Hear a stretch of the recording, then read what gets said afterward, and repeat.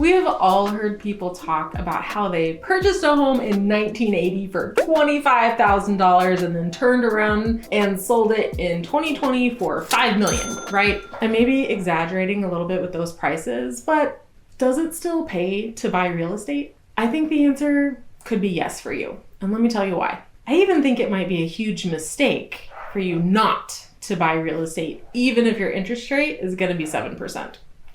Let's get into it.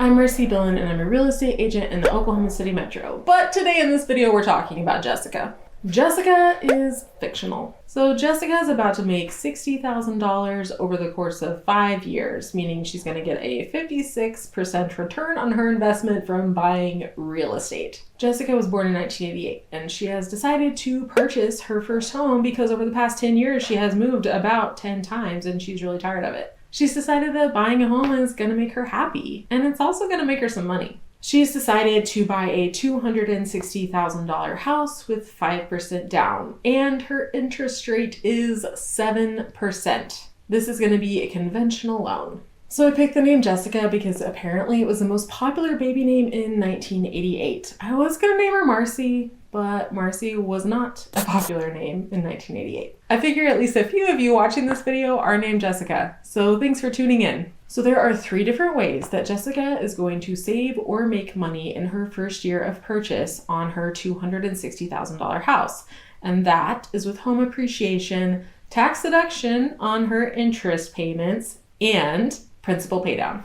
So Jessica is purchasing a house for $260,000 and she's putting down $13,000, which is 5%. And her interest rate is 7%, remember? Her total costs to purchase this home are going to be $22,300, and that's including prepaid costs, lender costs, title fees, and of course her down payment. If you need an explanation of different closing costs and what they mean, I have a video for that and I'm going to link it in the description for you. Jessica's monthly payment is going to be $2,300. This includes taxes and insurance, and that's just an estimate. So real estate appreciates, meaning that it gains value each year. And here I'm going to use a very conservative appreciation rate of 4%. The median home price of a home in Oklahoma City is $260,000 at this point. And that's what Jessica has decided to buy. That means that in her first year of purchasing the house and living in the house, she's going to gain $10,400 or more of appreciation on her home. So 4% is a conservative appreciation rate for Oklahoma. Over the past 2 years, the average appreciation rate is actually 14.39%. Over the past 5 years, it's actually 5.39%. But since 2020, the average appreciation rate for Oklahoma is 4%, which is why I'm using that number. And yeah, it's true that this money is not liquid. This is a time situation. You have to sit on your assets in order to make money. And that's what Jessica's going to be doing. But she gets to live in a house while she's doing it. It's also true that since 2021, interest rates have gone from about 3% up to about 7%. But I already calculated that interest into everything. Jessica will be making money on this house whether she's paying a 7% interest rate or something lower or something higher. Your property appreciates despite the interest rate. So that brings up my next point. Jessica's interest payments on her home should be fully tax deductible. But what is a tax deduction? A tax deduction is a specific amount of money that you subtract from your annual income before you calculate the amount of tax you owe.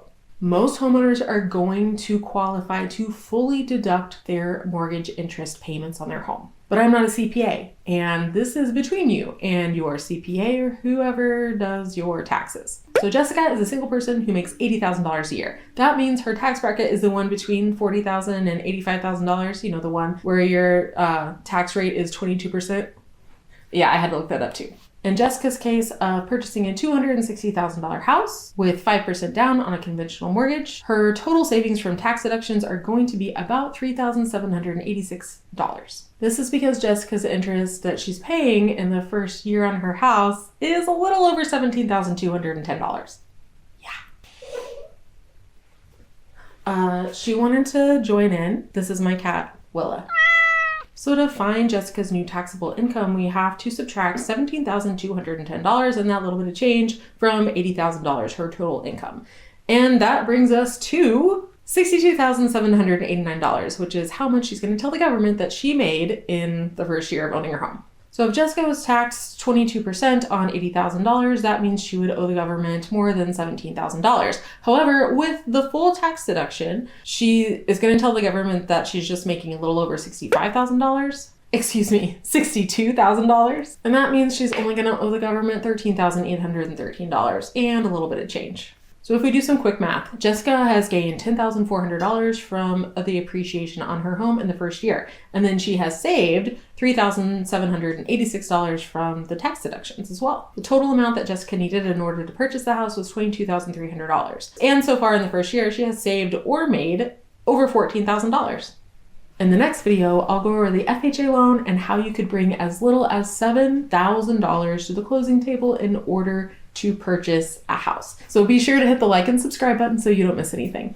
So when paying on her mortgage, Jessica is also paying down the principal on her mortgage, meaning she's paying the loan off. A portion of Jessica's monthly payment is going towards the pay down of her loan. As she advances in years, the amount of the payment that goes towards the loan or towards the actual principal will be more, but in the first couple of years, it's not very much. It's going to be a little over $2,509. So this is one of the ways to build equity in a property, and sometimes one of the only things that people talk about when they talk about building equity in the property. So to put it in perspective, whenever you're paying rent to a landlord, none of your payment is going towards your own ownership or your own equity in that house or in that property. It is a big letdown that more money doesn't go towards your principal payment in those first few years. I'm really sorry about that. But remember, you can always pay more towards your principal if you want to. So these three items, home appreciation, tax deduction, and the principal pay down, are the three ways that you can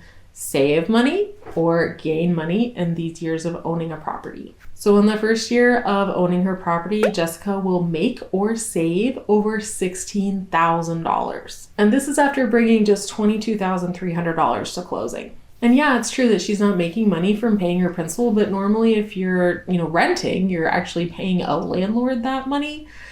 So you're not making money there either. So this is marginally better. Appreciation is subjective as well. And like I said, it takes time to build this appreciation. You do have to sit on your assets in order to make money. But in that time, you do get a house to live in. And speaking of time, let's go over the 5-year view for Jessica. I promised this in the beginning of the video. So if Jessica chooses to live in her home for 5 years and she paid $260,000 for it, we can reasonably assume that over 5 years with 4% interest rate each year, at the end of those 5 years, the house is going to be worth a little over $316,000. And hopefully more. This is a conservative appreciation rate. As far as tax deduction on her mortgage interest, in the first year, she's going to be paying over $17,000 in mortgage interest. And over those 5 years, her average tax deduction savings will be around $3,800 each year. Over the course of 5 years, she will have paid over $84,000 in interest, which sounds awful. Oh my God. Oh my God. Oh my God. Oh my God. But the tax deduction is a nice perk of home ownership for Jessica. The total principal that she ends up paying over 5 years is a little over $14,000. So that means at the end of 5 years, if Jessica sells her home for a little over $316,000, then she should walk away from the closing table with over $60,000 in her pocket. And yes, that does include the basic costs to sell a house, like the title fees and the realtor fees. You'll notice I did not include Jessica doing any repairs or any maintenance on this house. I did that to make it simple. She will have repairs and maintenance on the house. So, despite Jessica's 7% interest rate, do you think it is a wise financial decision for her to have bought a personal house to live in? The older people in your life who go on and on about their high interest rate in 1980, they typically understand the value of owning property long term, even if this really does hurt in the beginning. There are so many other ways to build wealth besides real estate also. You don't have to buy a house in order to build wealth. This is a wildly personal decision, and there's lots of pros to renting and there's lots of pros to buying. And yes, we didn't even get to private mortgage insurance, but it was included in Jessica's $2,300 monthly payment. I would love to hear your opinion on whether it is best to buy personal property or rent personal property to live in? Please drop your opinions in the comments below. And be sure to catch this video next. It is all about closing costs and what they mean and how much they are. Thank you so much for watching. I'll catch you next time.